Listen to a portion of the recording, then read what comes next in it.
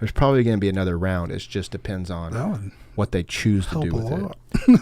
God, there are several packages that that I was reading. I'm like, man, that was the one to pass, God, dude. I'm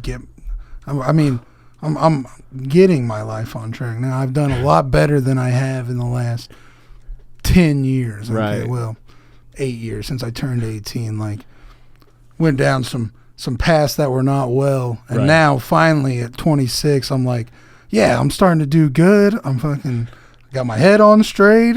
Which is hilarious because it only took a pandemic. You know? Yeah, pandemic. And then I'm like, I got to get shit taken care of because I was not prepared for anything. But that's good. I think that's good. It could be a lot worse. You know, you could be ignorant and just keep it like, I can't wait to get back to the ball, you know? Yeah. But you took time to reflect and say, sit back and think like, man, do I really need to be doing all this?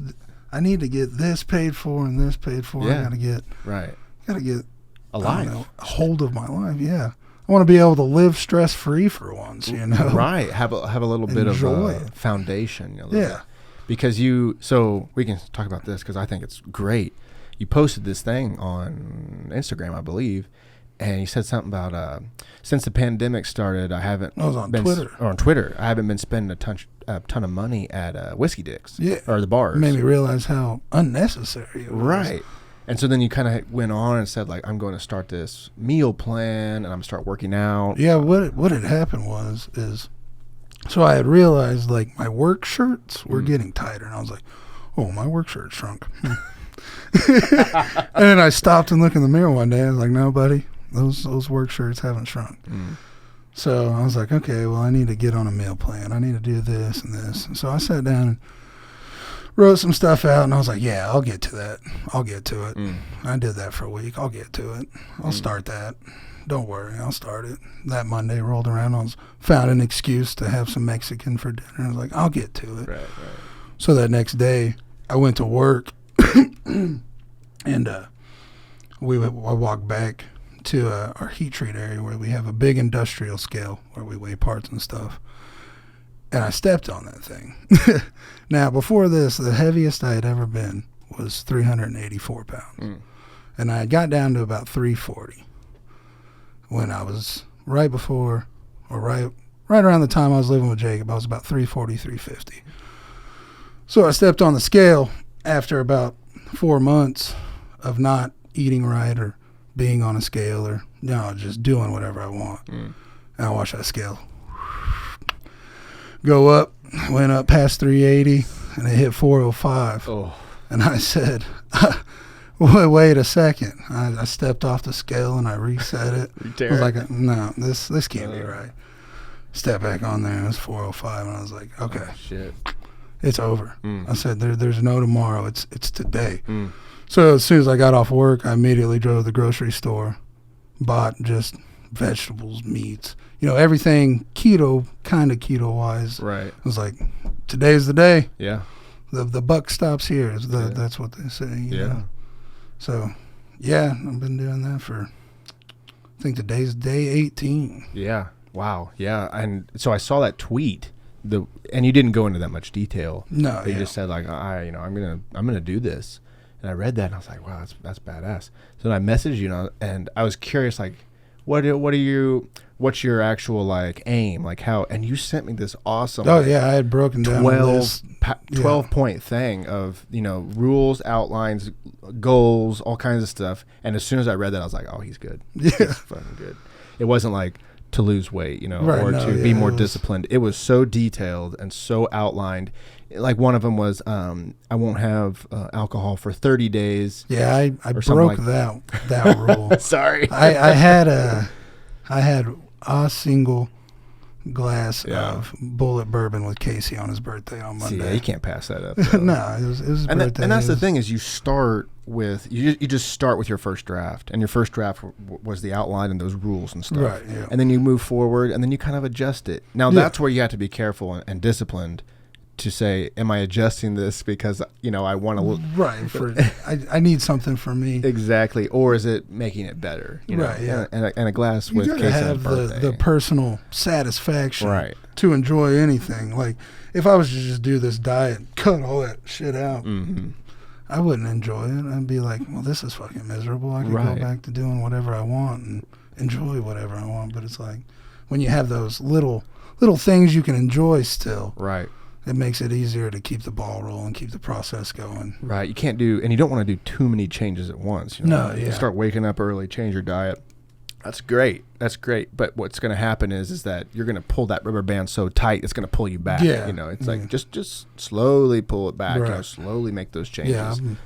I've made that mistake before. Yeah. Too I've many definitely changes done at once. that.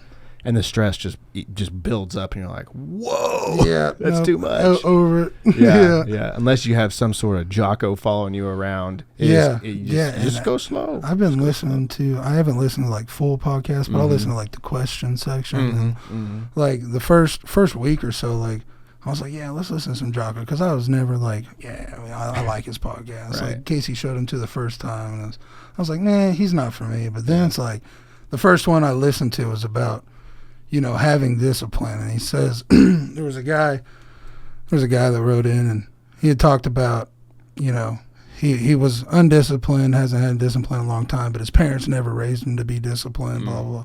Jocko said, that's an excuse. Said, your parents didn't have to raise you to be disciplined. Discipline comes from within. I was like, okay.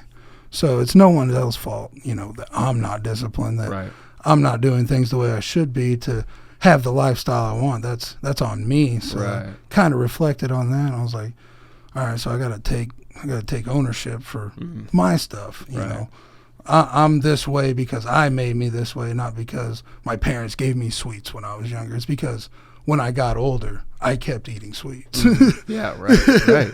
Because it's not their fault. It's your fault. It's nobody else's fault. You could blame whoever you want. Yeah. But if you don't blame yourself, there's probably not any change, because you just keep giving away the blame. And that's not my fault. Yeah, I'm this way because of this. Exactly. Yeah, totally. I love discipline and Jocko. I was gonna. I had something. I can't remember where I was going with that.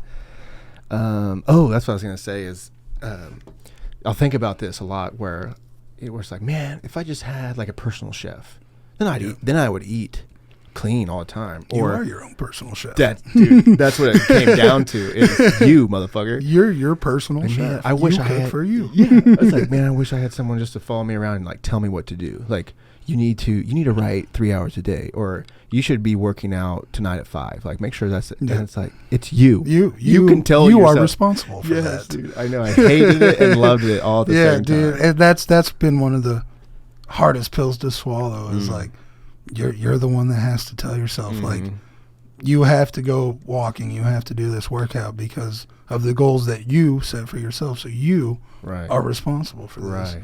And now I've done so much. I made an Instagram page, like, I'd be really embarrassed if I quit now. Yeah. That's surely have helped, right? Yeah, I took advantage of the modern day dopamine hits from the likes. Hell yeah. So when I get the likes, it's like, oh, yes. Dude. People comment on there. I'm like, yes, keep feeding my ego. Right.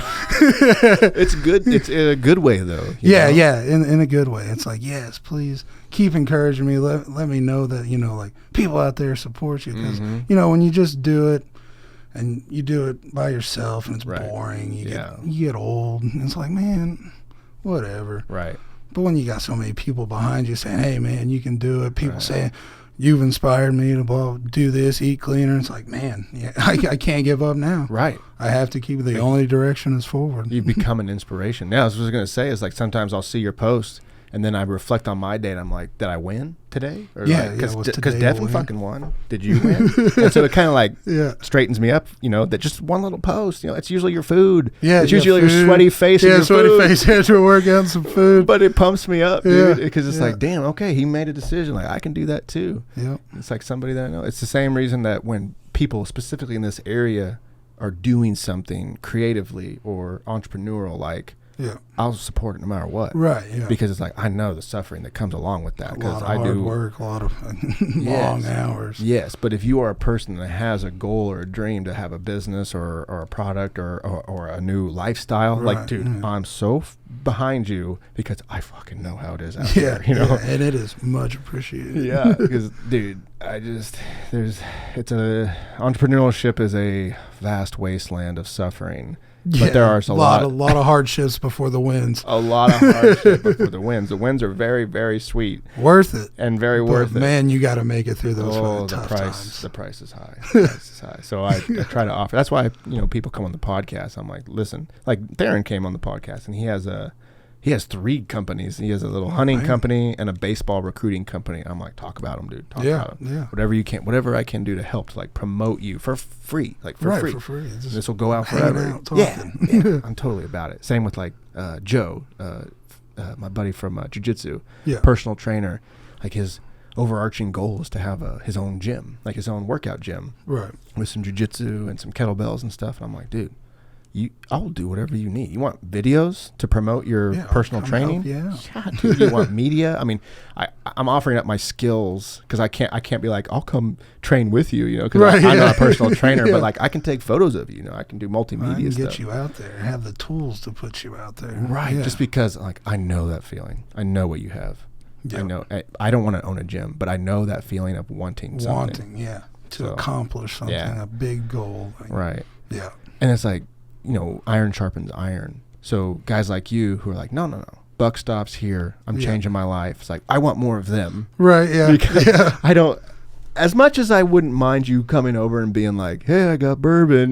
Right, yeah.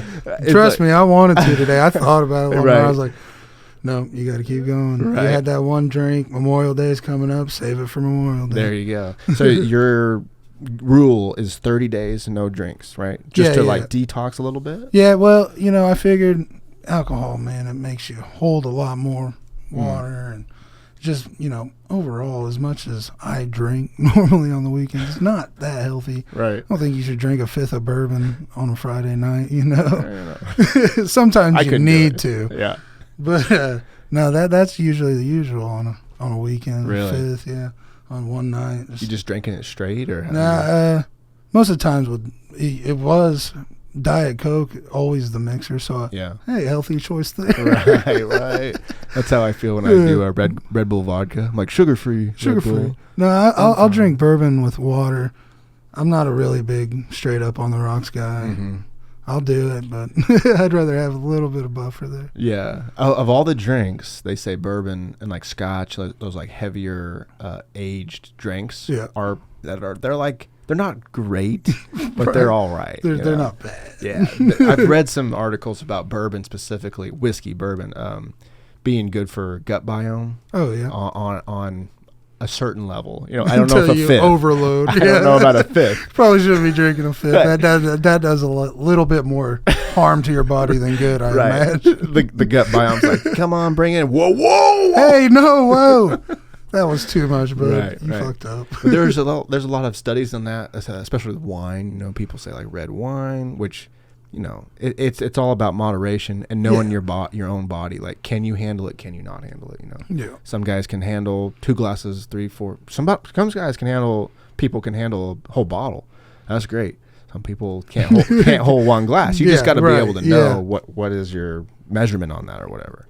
I know guys that go to strip clubs that can handle that shit and then go home and be fine. Right, yeah. And then I know guys that need to stay the fuck away. No, shouldn't be at a strip club. No, I'm just playing, bro.